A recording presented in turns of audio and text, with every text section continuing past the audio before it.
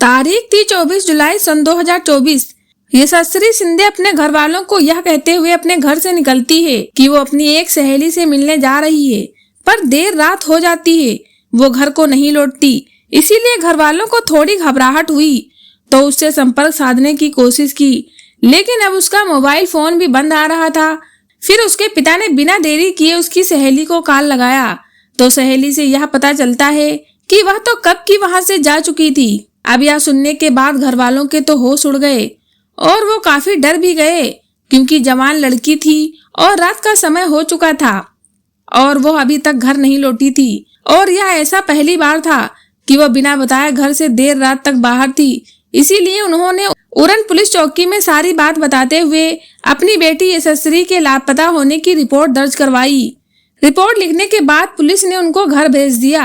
अब 25 जुलाई petrol pump के कुछ ही दूरी पर झाड़ियों में एक शख्स ने गुजरते वक्त जो नजारा देखा तो वह देखते ही काफी सहम गया और फिर घबराते हुए उसने बिना देरी किए स्थानीय थाना उरन पुलिस चौकी में सूचना दी। अब सूचना मिलते ही पुलिस घटना स्थल पर पहुंच जाती है, क्योंकि पुलिस चौकी वहां से नजदीक पर ही था। तो अब आने के बाद जो नजारा पुलिस ने देखा वो सच में बहुत भयानक था, क्योंकि वहां झाड़ियों में एक लड़की का शव पड़ा हुआ था, जो कि उसके साथ हुई हैवानियत को यहाँ पर शब्दों में बयान कर पाना तो मुमकिन नहीं था। उसकी हालत कुछ ऐसी थी कि उसके चेहरे को देखकर उसकी पहचान कर पाना नामुमकिन था, और तो और उसके निजी अंगों का हाल उससे भी बदतर था। अब यह देखते हुए पुलिस वालों को लगा कि शायद यह कहीं यशस्वी तो नहीं, क्योंकि उसके लापता होने की रिपोर्ट एक दिन पहले उसके घर वालों ने लिखाई थी। इसीलिए अब उसके घर वालों को सूचना देते हुए सारी बात बताते हैं, लेकिन उसके घर वाले इस बात पर विश्वास करने को तैयार ही नहीं थे कि वो उनकी बेटी हो सकती है। लेकिन अभी तक ये निर्णय नहीं हो पाया था कि वो कौन है। वो कोई भी हो सकती थी, लेकिन जब खुद चलकर उसके घर वाले वहां पे आते हैं और ध्यान से देखा, उसे देखते हैं तो ध्यान से देखने के बाद उसकी माँ ने फौरन पहचान कर दी, क्योंकि उसके बदन पर एक टैटू बना हुआ था। तो उसी टैटू और कुछ कपड़ों के आधार पर यह तो पता चल गया कि वह कोई और नहीं बल्कि यशस्वी सिंधे ही थी। लेकिन चौंकाने वाली बात यहाँ पर यह भी थी कि सिर्फ एक दिन पहले ही उसके घर वाले लड़की के लापता होने की रिपोर्ट लिखवाते हैं और फिर अगले ही दिन उसका शरीर उस हालत में पाया जाता है, जो कि रात भर आवारा कुत्तों ने भी उसे नोच कर खाया था। इसीलिए शायद वो मंजर और भी भयानक बन चुका था। घर वालों का रो रो कर बुरा हाल हो चुका था और उन्हें समझ में नहीं आ रहा था कि उनकी बेटी के साथ यह सब किसने और क्यों किया, क्योंकि उनकी बेटी बहुत ही प्यारी और किसी से ज्यादा मतलब ना रखने वालों में से एक थी, और ना ही उसके घर वालों के साथ किसी की कोई ऐसी गहरी दुश्मनी ना थी जो कि उस हद तक जा पाए। तो अब सवाल यही था कि उसके साथ इतनी हैवानियत किसने और किस मकसद से की, और क्या थी इसके पीछे की पूरी कहानी। तो चलिए जानते हैं। यशस्वी सिंधे एक ऐसी लड़की थी जो कि कॉमर्स से ग्रेजुएट थी और बेलापुर में एक प्राइवेट कंपनी में डाटा एंट्री ऑपरेटर के तौर पर जॉब करती थी, जो कि लगभग उरन से 20 किलोमीटर दूरी को तय कर उसका हर रोज घर से ऑफिस को आना जाना होता ही था। अब लाइफ में सब कुछ सही चल रहा था कि तभी अचानक से एक दिन यानी 24 अप्रैल सन 2024 को उसके मोबाइल पर घंटी बजी। यानी कि दाऊद शेख नाम के एक लड़के ने जिसे कॉल किया। उसने काफी बार उसकी कॉल को इग्नोर करने की कोशिश की, लेकिन उसके बार बार कॉल करने पर आखिरी में यशस्वी को वो कॉल रिसीव करना ही पड़ा। लेकिन जैसे ही उसने वो कॉल रिसीव करके अपने कानों पर लगाया और उधर की बातें सुनी, तो सुनते ही हैरान और परेशान रह गई। उसके माथे से पसीना टपकने लगा और फोन पटक के सीधे घर वालों के पास जाती है और घर वालों से कहती है कि उसे किसी जरूरी काम से अर्जेंट ही अपनी सहेली से मिलने जाना है। और वो अपनी सहेली के पास मिलने जाती है, क्योंकि वो अपनी डर की वजह यानी डर का कारण अपने घर वालों को नहीं बता पा रही थी। काश वह बता पाती। खैर वो अपनी सहेली को जरूर बताती है कि मुझे बहुत डर लग रहा है, पता नहीं क्या होगा, उसने मुझे आखिरी बार मिलने के लिए बुलाया है। तब उसकी सहेली ने कहा कि तुम घबराओ मत, मैं भी तुम्हारे साथ चलती हूँ। लेकिन यशस्वी सिंधे ने मना करते हुए यह कहा कि उसने मुझे अकेले ही मिलने के लिए बुलाया है, और वह इतना बोलकर खुद अकेले ही उस लड़के से मिलने के लिए निकल जाती है। और अब आया वो दिन जिस दिन उसका शव इस हाल में पाया गया था, और फिर पहचान करने के बाद उसके शव को पोस्टमार्टम के लिए भी भेज दिया गया था। जानकारी के मुताबिक यह भी इंफॉर्मेशन आई थी कि पोस्टमार्टम करने वाले डॉक्टर ने भी उसके हालत को देखकर बहुत हैरानी जताई। क्योंकि उसके साथ जो हैवानियत की गई थी वो बहुत भयानक थी। लेकिन अब इस केस की गंभीरता को देखते हुए उरण पुलिस ने शुरुआती दिनों से ही इस केस में सीबीआई को भी इन्वॉल्व कर लिया और फिर आगे की इन्वेस्टिगेशन जब शुरू हुई तो सबसे पहले शिंदे के पिता से ही सवाल किया गया। तो पिता ने बस वही बताया जो कि यशस्वी ने घर से निकलते वक्त उन्हें बताया था कि वो अपनी सहेली से मिलने जा रही है। लेकिन हाँ, जब उसके पिता ने अपने दिमाग पे थोड़ा जोर डालना शुरू किया तो उन्होंने एक बहुत ही अहम बयान दिया और उसी बयान से ही यह केस और भी तेजी से सॉल्व किया जा सका। उन्होंने कहा, मेरी बेटी या फिर हमारा कोई ऐसा दुश्मन नहीं है, पर हाँ, दाऊद शेख नाम का एक लड़का जो कि टैक्सी चालक है, मुझे उसी पर शक हो रहा है। हो ना हो जरूर इस घटनाक्रम में वह भी शामिल हो सकता है।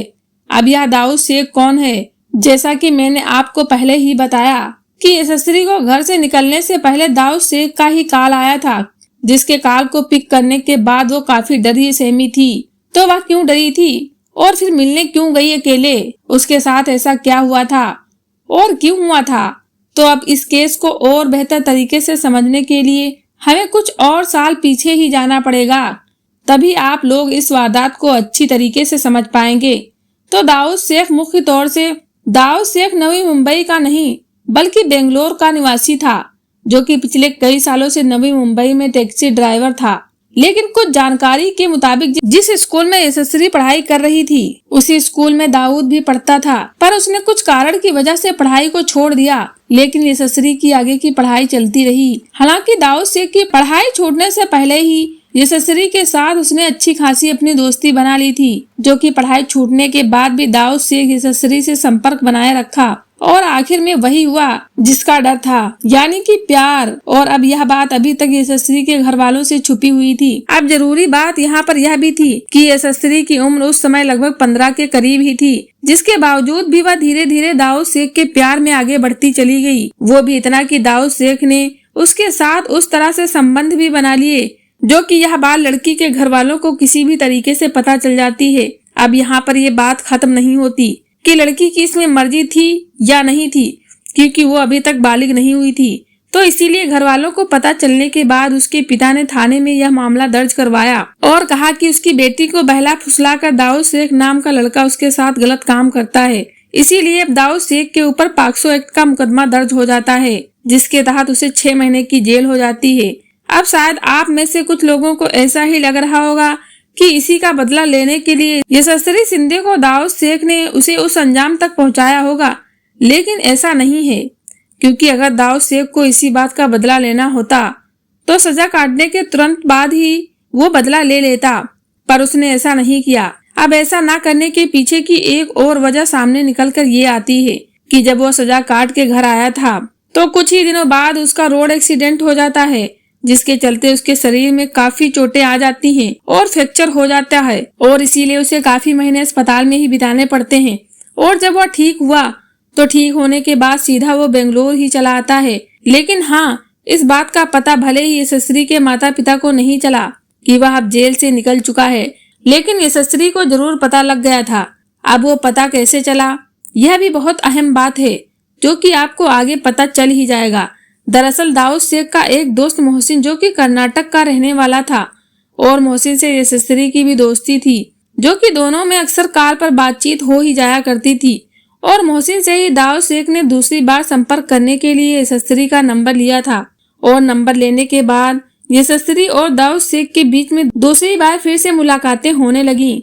हालांकि लड़की के घर वाले बयान दे रहे थे कि इनके बीच में ऐसा कुछ भी नहीं था, लेकिन दोस्तों आप ही सोचिए, अगर लड़की और दाऊद शेख के बीच में कुछ ना होता तो क्या उसके बुलाने पर वो उससे मिलने जाती? नहीं ना। लेकिन जब सीबीआई ने यशस्वी की कॉल डिटेल निकाली तब घर वालों के सामने उनकी सच्चाई बाहर आई, क्योंकि लड़की ने अपने घर वालों की नजरों से बचाकर ही दूसरी बार दाऊद शेख से रिश्ता बनाए रखा। और ऐसे ही समय बीतने लगा जब कभी दोनों में अनबन हो जाया करती थी, यानी कि एक दूसरे को जब ब्लॉक कर दिया करते थे। लड़ाई झगड़ा करने के बाद तब मोहसिन दोनों के लिए बिचौलिए का काम करता था, यानी कि उसके थ्रू ही दोनों में बातचीत हुआ करती थी। इसीलिए जब पुलिस ने अपनी इन्वेस्टिगेशन के दौरान यशस्वी शिंदे की कॉल डिटेल निकाली दाऊद शेख के साथ, इधर मोहसिन के साथ भी कुछ बातचीत सामने आई थी। इसीलिए फिर उसको शक के दायरे में रखकर मोहसिन को पकड़ लिया जाता है।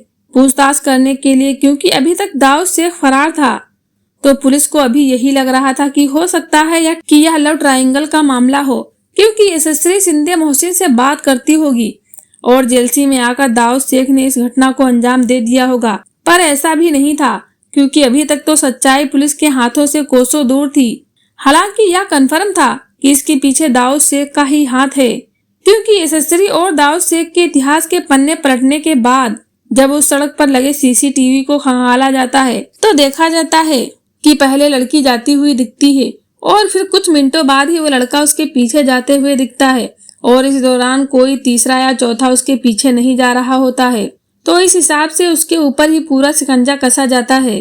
तो अब बचा दाऊद शेख को पकड़ना और इस घटना के पीछे असल वजह का पता लगाना, जो कि दाऊद शेख के पकड़े जाने के बाद ही पता चल पाता है। हालांकि इस मामले को लोगों द्वारा लव जिहाद का नाम भी दिया गया। आखिरकार 31 जुलाई को दाऊद शेख को पुलिस द्वारा पकड़ लिया जाता है, जो कि उसे पकड़ने के लिए पुलिस द्वारा टोटल 7 टीमें बनाई जाती हैं।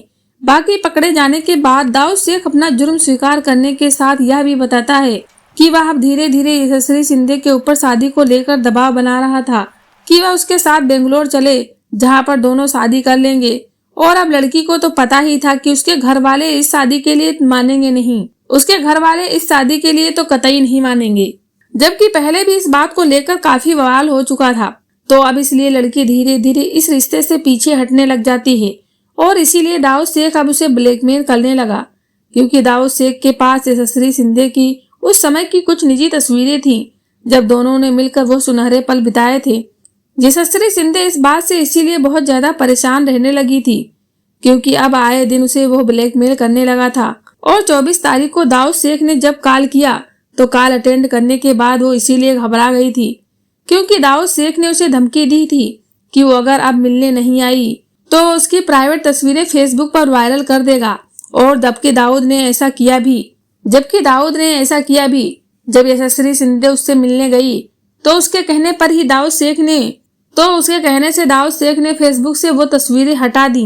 पर जब दाऊद शेख ने यशस्वी सिंधे को बेंगलुरु चलकर उसके साथ शादी करने को कहा तो वो इस बात को लेकर इनकार कर देती है और उसी इनकार में उसे बहुत ज्यादा गुस्सा आ जाता है और उसी गुस्से में वो घटनाक्रम को अंजाम दे देता है, जो कि वो उसकी पूरी तैयारी के साथ आया था, यानी कि 2 तेजधार हथियार छुपा करके आया था।